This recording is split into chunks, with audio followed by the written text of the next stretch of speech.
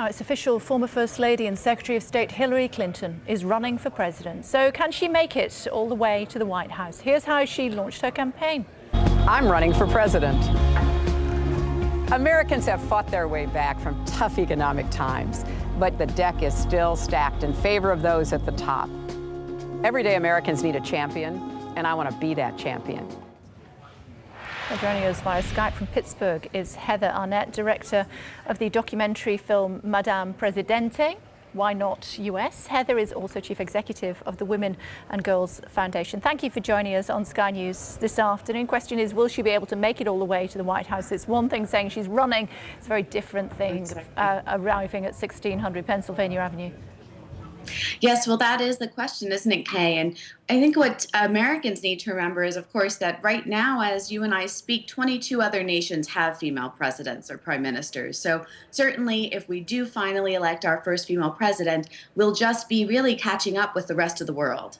Okay, but what is it? Why does the United States not seem to embrace a female president? Or is it just that it's not been the right candidate? And if that's the case, of course, Hillary has tried to run before. Right. Now, and one of the things that's interesting is when we were doing our research on the film, we found that all the countries that currently had women presidents when we were doing the film, all were relatively young democracies. And certainly the United States is one of the oldest democracies. And we talk about our founding fathers a lot, and we look back to our American Revolution and other times where the country was shaped.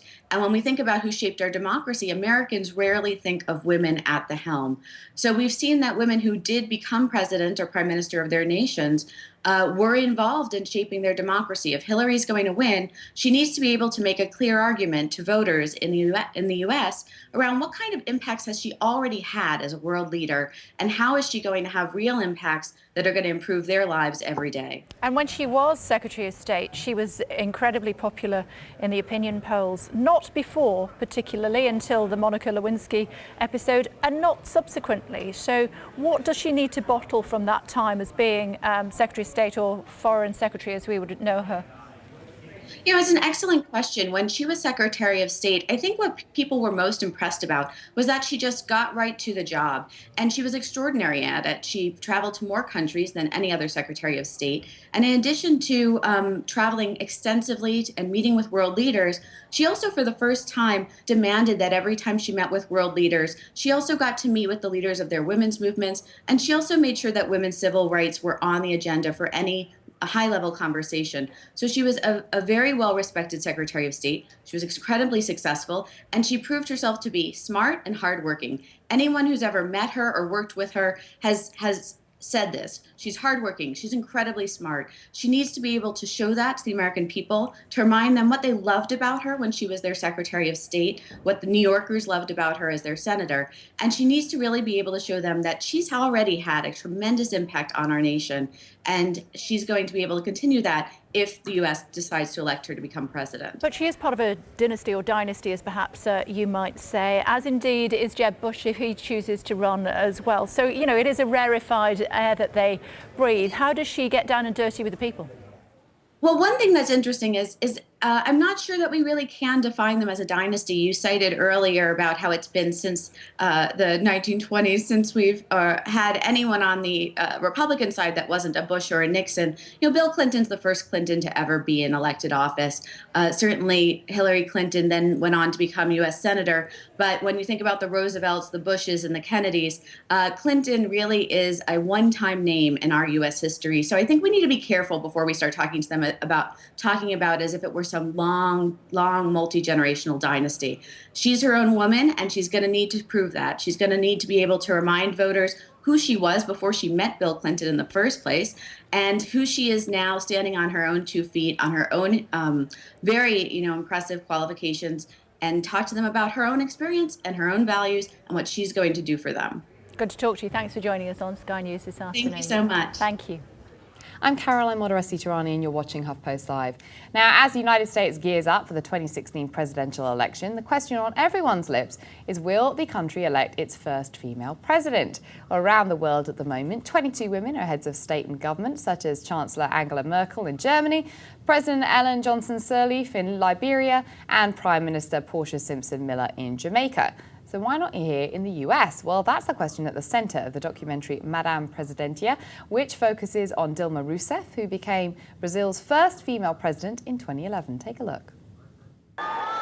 Well, joining us now to discuss is Heather Arnet, the CEO of the Women and Girls Foundation and the documentary's filmmaker. So Heather, thank you very much for joining us today on HuffPost. Oh, well, thank you for having me. And it's a fantastic look into the psyche of this woman, but also sort of women in leadership in general. Now, I know personally, your great-grandmother Mary was a suffragette. Yes, that's right. So, it's a personal issue. Yeah, I mean, so talk to me a little bit about her and also female leadership in general. Yeah, well, certainly. So I never had the chance to meet my great-grandmother Mary, but my grandmother, her daughter Vivian, just regaled us with stories about what it was like to be, alive at that time and licking stamps and helping her mother when she was just a tiny child. Her mother was, out there volunteering and marching the streets of New York, for women to have the right to vote. And so my grandmother just talked about how she just always imagined that she would be part of the generation that would elect the first female president.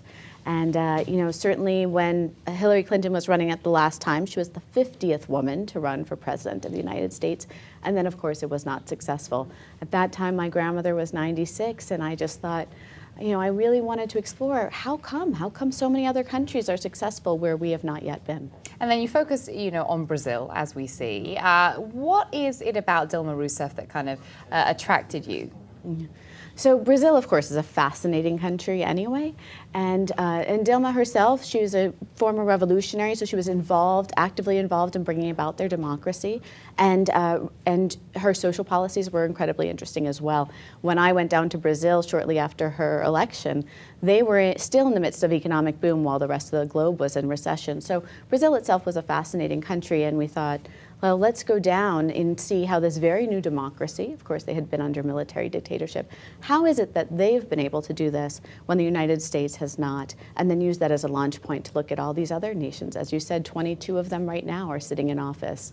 So why do you think the US hasn't? I mean, just give us the cliff notes a little bit as to, why is Brazil being able to do this? Why have 21 others aside from Brazil been able to do this? And the United States just hasn't yet.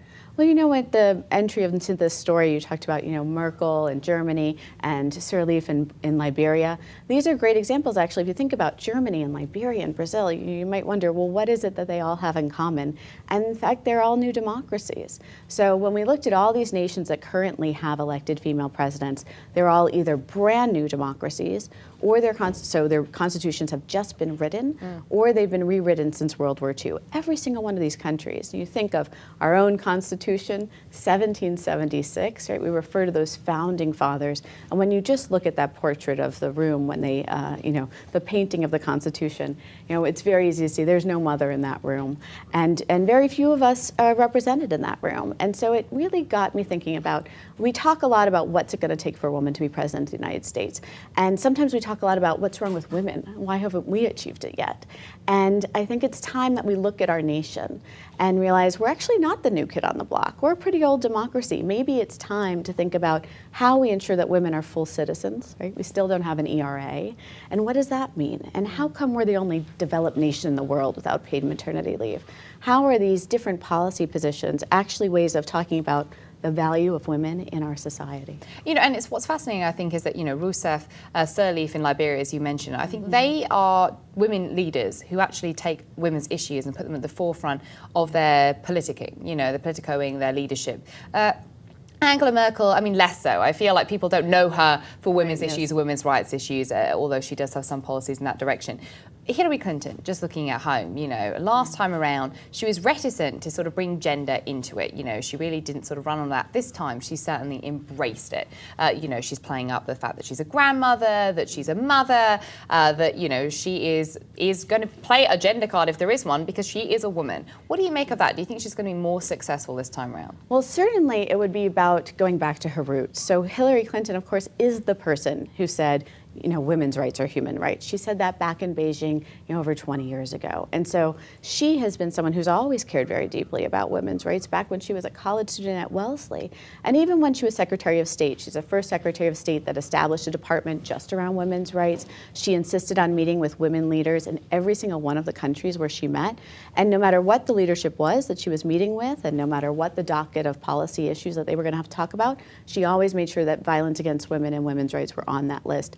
Now, so that means she has a very honest, she has a place of integrity she can speak to regarding these issues. And I think that's what actually people are looking for from Secretary of State Clinton. They want to know, who is she really? Not with the handlers, not with the campaign. They really want to know who she is as a person, what is she going to fight for? And you're right that with Merkel and Liberia and women in Kosovo, what we see is that the women who were able to achieve that executive leadership, the people in that nation believe that is someone who's going to fight for us. And that's what, whether it's Secretary Clinton or any other woman in this country, I think that's what that person will have to show us as a nation, is that she's going to get there into the White House and things will be different. Interesting. We'll wait and see how well she does. But Heather, thank you very much for joining us today on HuffPost. Thank you so Absolute much. pleasure. And guys, be sure to check out Madame Presidentia. You can find out more information in our resource well below.